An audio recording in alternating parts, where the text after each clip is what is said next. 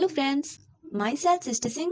It's my first video uploading on my YouTube channel. You know, auditing is a very interesting book and I hope this video will be helpful for you to make notes. Then don't waste of time, let's come on the topic.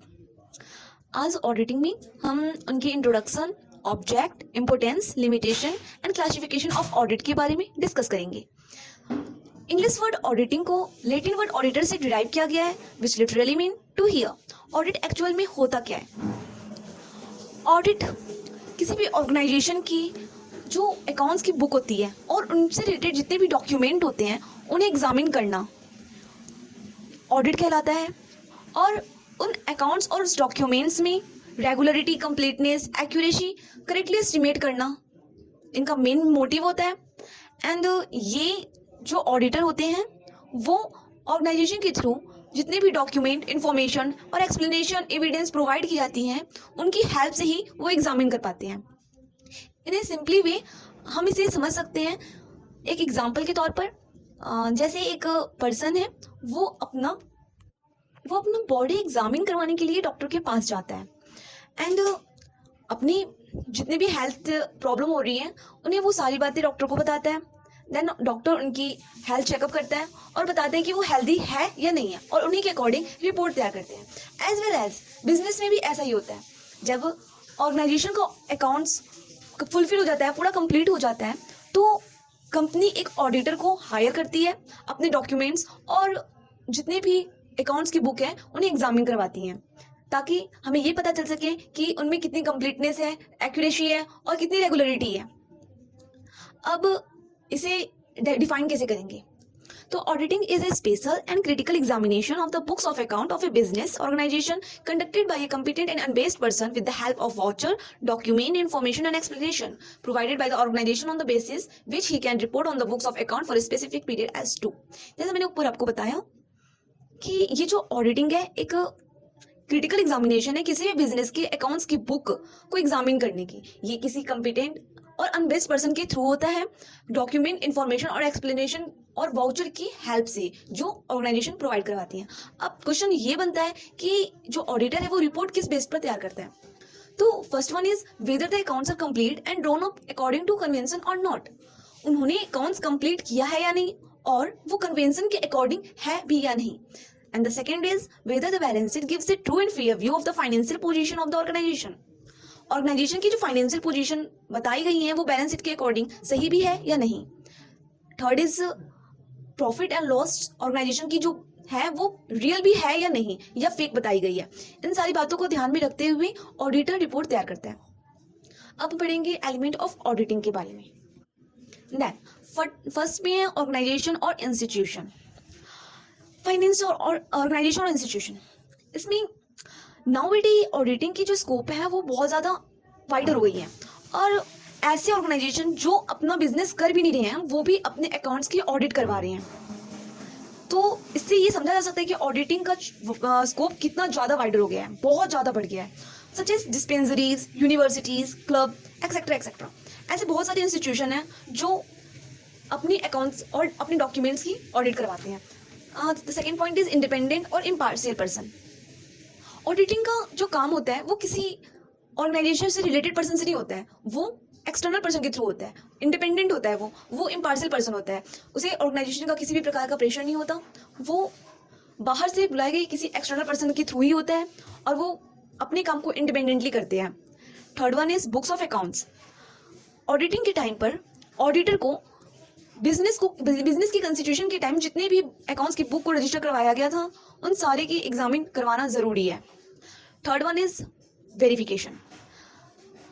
इसमें audit accounts की book को examine करता है but इसमें mathematical accuracy उनको check करना नहीं होता. उन्हें बस एक एक्यूरेसी, ट्रूथफुलनेस और कंप्लीटनेस को स्टैब्लिश करना होता है ताकि हमें ये पता चल सके कि अकाउंट की जो ट्रांजेक्शन होती है वो रेगुलरिटी होती भी है या नहीं और जो अगर होती भी एंट्री तो वो सही भी होती है या नहीं.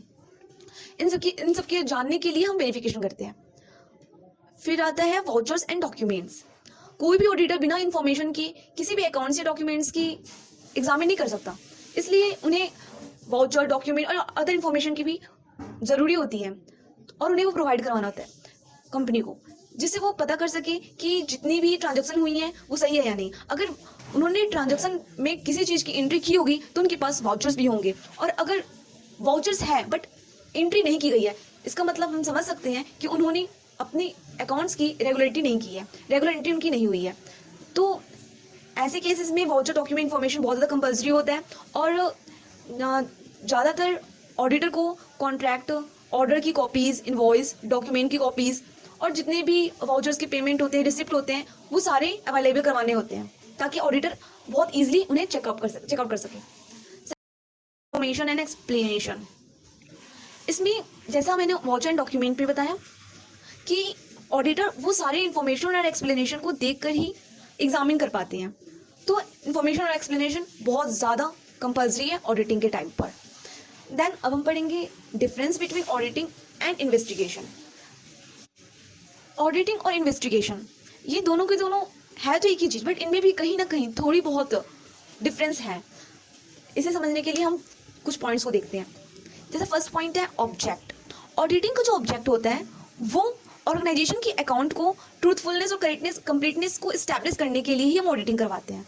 But in the case of investigation हम किसी स्पेसिफिक पर्पस के लिए हम एग्जामिन करवाते हैं अपनी ऑर्गेनाइजेशन की।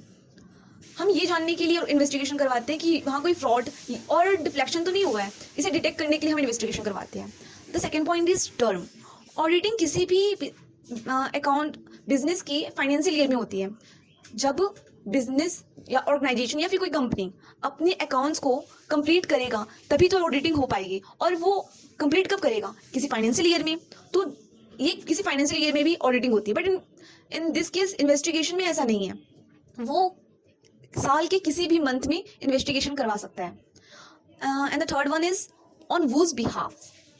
ऑडिटिंग में बिजनेस के ओनर के बिहाफ पर ही ऑडिट को कंडक्ट किया जाता है, बट इन्वेस्टिगेशन में किसी एक्सटर्नल पर्सन के बिहाफ पर हम इन्वेस्टिगेशन करवाते हैं।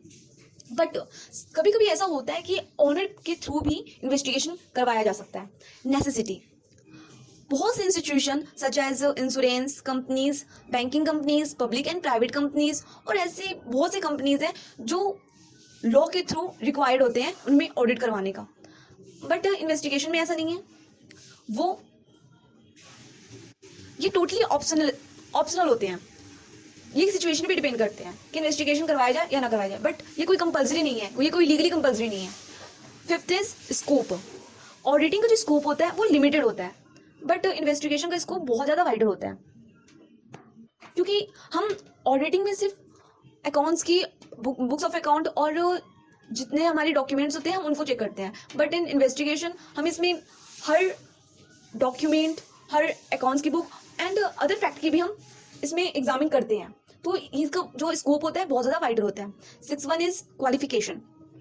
ऑडिटिंग के लिए चार्टर्ड अकाउंटेंट होना बहुत ज़्यादा कंपल्सरी है, बट इन्वेस्टिगेशन में जो उनकी क्वालिफिकेशन होती है उसमें उनका एक्सपीरियंस अकाउंटेंट होना चाहिए और क्वालिफाई होना चाहिए।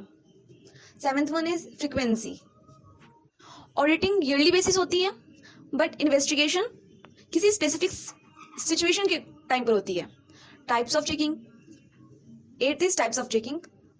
टेस्ट चेकिंग सिर्फ ऑडिट में ही यूज किया जाता है, बट इन्वेस्टिगेशन में टेस्ट चेकिंग यूज नहीं होता है।